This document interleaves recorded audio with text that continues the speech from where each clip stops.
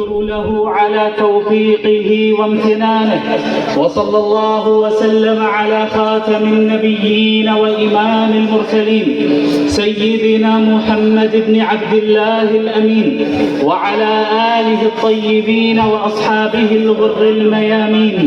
ما اتصلت عين بنظر ووعت أذن بخبر وسلم تسليما كثيرا كثيرا.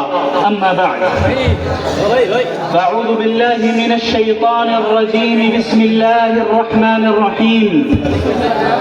بل نقذف بالحق على الباطل فيدمغه فإذا هو زاهق ولكم الويل مما تصفون. صدق الله العظيم. عزیز طلبہ کرام، یہ میرے لیے شرف و سعادت کی بات ہے کہ میں اس وقت ازہر الہند ام المدارس دار العلوم دیوبند میں آپ سے مخاطب ہوں. اللہ رب العالمین کا فضل و کرم ہے آپ تمام طلباء کے اوپر بھی کہ آپ حضرات کو اس ادارے میں علوم شرعیہ حاصل کرنے کا اس نے موقع عطا کیا. یہ وہ ادارہ ہے جو فکر نانوتوی کا حامل ہے، اور فکر نانوتوی کے حاملین وہ ہیں جنہوں نے دنیا کے مختلف ممالک میں رہ کر انسانی زندگی کے ہر شعبے میں دین اسلام کی اشاعت اور دفاع کا خدمت انجام دی اور ابھی بھی دے رہے ہیں. اللہ رب العالمین نے محمد الرسول اللہ صلی اللہ علیہ وسلم کے ذریعے جو پیغام اور جو تعلیم پوری امت کو دی ہے، بلکہ پوری انسانیت کو دی ہے، وہ تعلیم یہ ہے کہ ہم اور آپ ایک بامقصد زندگی گزاریں اور ہمارے ہر کام کے پیچھے مقصد ہو.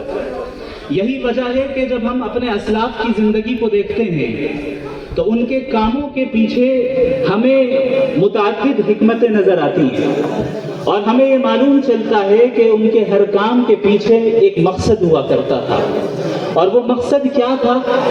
وہ مقصد صحیح معنی میں یہ تھا کہ ہم اللہ کو راضی کرنے والے بن جائیں، ہم اللہ کی معرفت حاصل کرنے والے بن جائیں، اور اللہ کو راضی کر کے جنت کو حاصل کریں، اور اس کے دین کا دفاع کریں، اور اس کی حفاظت کریں، اور اس کی نشر و اشاعت کریں. یہی وجہ ہے کہ ہمارے اسلاف نے اس بات پر زور دیا کہ ہمارے اندر نافعیت پیدا ہو. فَأَمَّا الزَّبَدُ فَيَذْهَبُ جُفَاءً وَأَمَّا مَا يَنْفَعُ النَّاسَ فَيَمْكُثُ فِي الْأَرْضِ كَذَلِكَ يَضْرِبُ اللَّهُ الْأَمْثَالَ.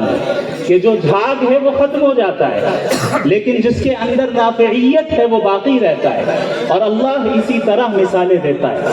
حضرت مولانا ابو الحسن علی الحسنی الندوی رحمۃ اللہ علیہ نے اس آیت کے ضمن میں یہ فرمایا کہ ڈاروینین ایولیوشن کے ماننے والوں کے نزدیک بقائے اصلاح کا قانون ہے، اور جبکہ قرآن کریم نے جو اصول پیش کیا وہ یہ ہے کہ بقائے انفع کا قانون پیش کیا کہ اس دنیا میں وہ باقی رہے گا جو زیادہ نفع بخش ہوگا، اس دنیا میں وہ باقی رہے گا جس سے لوگوں کو نفع پہنچے گا.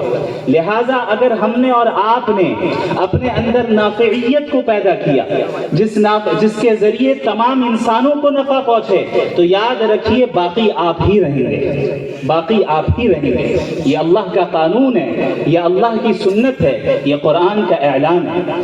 لہٰذا اس بات کا عزم کرنا ہے ہم سب کو کہ ہم اور آپ اسلام کی حفاظت کی خدمت انجام دیں گے، اور ہر زمانے میں جتنے نئے فتنے اٹھیں کبھی ان فتنوں سے ہم مرعوب نہیں ہوں گے.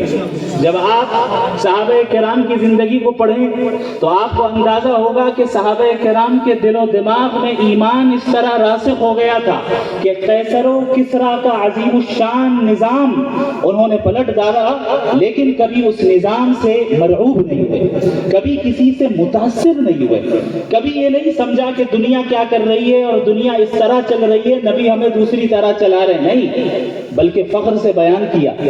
ایک شخص نے ایک صحابی رسول سے استہزان کہا، ارے تمہارے نبی کیا استنجا کرنا بھی سکھاتے ہیں؟ انہوں نے یہی جواب فخر کے طور پہ کہا کہ جی ہاں، استنجا کرنا بھی سکھاتے ہیں۔ یہ اس کے سچے نبی ہونے کی دلیل ہے، اس دین کے کامل ہونے کی دلیل ہے کہ یہ دین طہارت سے لے کر آگے تک اور ہر انسانی زندگی کے ہر شعبے کے متعلق تعلیم رکھتا ہے۔ یہ اس دین کی خصوصیت ہے۔ یہی وجہ ہے کہ جب ہم اسلام کی بات کرتے ہیں تو کامل اسلام کی بات کرتے ہیں۔ اسلام کا مطلب یہ نہیں کہ ہم صرف نماز روزہ رکھنے والے بن جائیں، بلکہ اسلام یہ ہے کہ ہمارا ورلڈ ویو اسلامی ہو جائے، ہم ہر چیز اسلام کے مطابق کریں، چاہے ہم زندگی کے کسی بھی مرحلے میں کیوں نہ ہو۔ اللہ رب العالمین کا یہ احسان رہا، فضل رہا کہ اللہ نے ہم سب کو اس دین کے علم کو حاصل کرنے کی توفیق عطا فرمائی۔ اب ہماری ذمہ داری ہے کہ اس نعمت کی ہم قدر کس طرح کرتے ہیں، چونکہ اللہ کا یہ دستور ہے، اللہ کا یہ نظام ہے کہ اللہ اس شخص کی نعمتوں میں اضافہ کرتا ہے جو اس کی نعمتوں کا شکر ادا کرتا ہے، اور اگر ہم اس نعمت کی ناشکری کریں تو اس بات کا اندیشہ ہوتا ہے کہ کہیں ایسا نہ ہو کہ وہ نعمت ہم سے سلب کر لی جائے اور کسی اور کو دے دی جائے۔ اس ادارے میں آپ کا موجود ہونا، اس ادارے میں ہم سب کا اس وقت موجود ہونا، یہ در حقیقت اللہ کی نعمت ہے اور اس کی قدر کرنا یہ ہم سب کی ذمہ داری ہے۔ مجھے بڑی خوشی ہوئی جب میں یہاں داخل ہوا، مجھے یہ امید نہیں تھی بلکہ یہ توقع نہیں تھی کہ اتنی محبت آپ حضرات اپنی محبت کا اظہار میرے لیے کریں گے، چونکہ حقیقتاً میں اپنے آپ کو اس کا اہل نہیں سمجھتا اور ہوں بھی نہیں، اور یہ محض اللہ کا فضل رہا کہ ذالک فضل اللہ یؤتیہ من یشاء، کہ اللہ رب العالمین جس طرح دین کا کام لینا چاہے لے۔ میرے عدم استحقاق اور نااہلی کے باوجود اللہ نے یہ کام لیا، یہ ضرور میرے اساتذہ کرام، میرے مشائخ اور تمام مسلمانوں کی دعاؤں کا ہی نتیجہ ہے۔